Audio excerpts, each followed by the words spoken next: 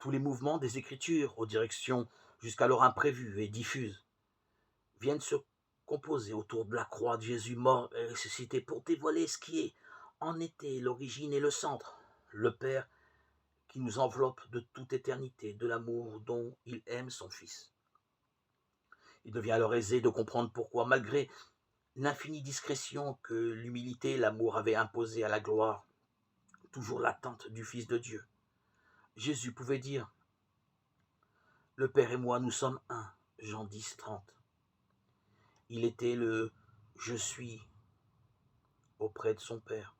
Et les formules énigmatiques et mystérieuses qu'il avait utilisées durant sa vie et dont la logique intérieure demeurait voilée prennent tout leur sens. En vérité, je vous le dis, avant qu'Abraham parût, je suis, Jean 8, 58. Expression d'une si inconcevable simplicité qu'elle dévoile la profondeur ultime de la parole. Mon Père et moi, Jean 5, 17, ou moi et le Père, Jean 10, 30. Paroles d'une si totale extravagance qu'elles ne peuvent sortir que de la bouche d'un enfant.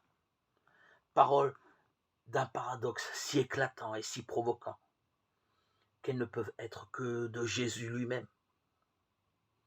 C'est la révélation de la conscience de Jésus dans ce qu'elle a d'absolument unique, le secret de ce moi si puissamment affirmé et si totalement humble et discret, la signature de l'évangile de Jean en particulier.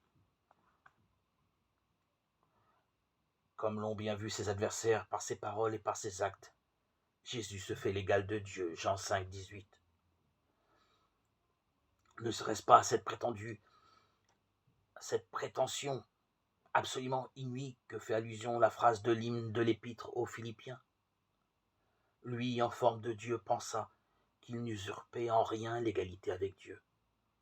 Philippiens 2, 6.